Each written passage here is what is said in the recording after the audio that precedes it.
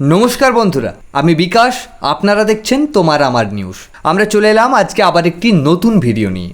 আমাদের আজকের বিশেষ প্রতিবেদন, ভাড়াটে খুনি কিন্তু বন্দুক চালাতে জানেন না, তাই কাটারি হাতে তৃণমূল নেতার খুন করে সোজা ওয়ো হোটেলে বান্ধবীর সঙ্গে রাত্রি যাপন।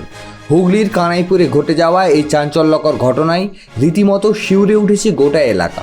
জানাবো বিস্তারিত আমাদের আজকের বিশেষ প্রতিবেদন।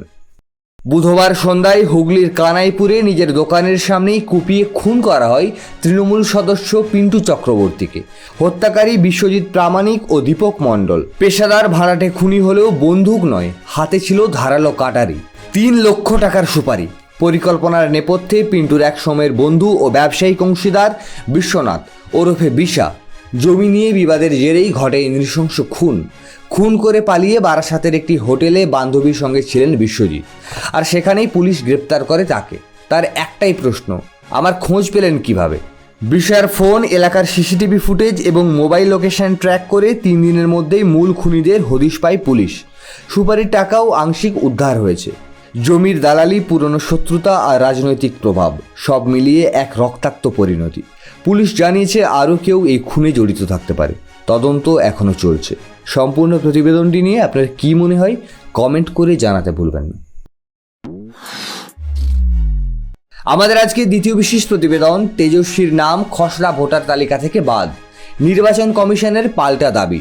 জানাবো বিস্তারিত আমাদের আজকে দ্বিতীয় বিশেষ প্রতিবেদনে।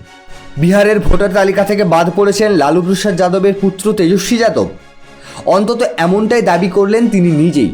শনিবার সাংবাদিক সম্মেলনে তেজস্বী জানান, ভোটার কার্ডে থাকা এপিক নম্বর ব্যবহার করে খোঁজ চালালে কমিশনের অ্যাপে ভেসে ওঠে তথ্য পাওয়া যায়নি। তিনি প্রশ্ন তোলেন, নাম না থাকলে ভোটে দাঁড়াবেন কিভাবে? তবে এই দাবি পুরোপুরি খারিজ করেছে জাতীয় নির্বাচন কমিশন। কমিশনের তরফে জানানো হয়েছে, খসড়া তালিকায় তেজস্বীর নাম রয়েছে। ক্রমিক নম্বর 416তে এপিক নম্বর RAV04562228। অথচ তেজস্বী জানিয়েছে তার কার্ডে থাকা নাম্বার RAB29161120। এই বিভ্রান্তির মধ্যেই সামনে এসেছে বড় তথ্য। সংশোধিত খসড়া তালিকা থেকে বাদ পড়েছে 65 লক্ষেরও বেশি নাম।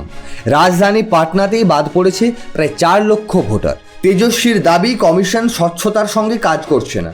এমনকি আরজেডির বহু কর্মীর নাম নেই এই তালিকায়। এই নিয়ে সুপ্রিম কোর্টের হস্তক্ষেপ চান তিনি। কমিশনের পক্ষ থেকে জানানো হয়েছে, 1 আগস্ট থেকে 1 সেপ্টেম্বর পর্যন্ত আবেদন জানিয়ে সংশোধন করা যাবে তালিকা। ভোটের আগে এমন বিতর্ক কি নতুন রাজনৈতিক সংকেত দিচ্ছে? সম্পূর্ণ প্রতিবেদনটি নিয়ে আপনার কি মনে হয় কমেন্ট করে জানাতে ভুলবেন না। আমরা আগামীকাল আসছি আবার একটি নতুন ভিডিও নিয়ে। ততক্ষণ পর্যন্ত ভালো থাকুন, সুস্থ থাকুন।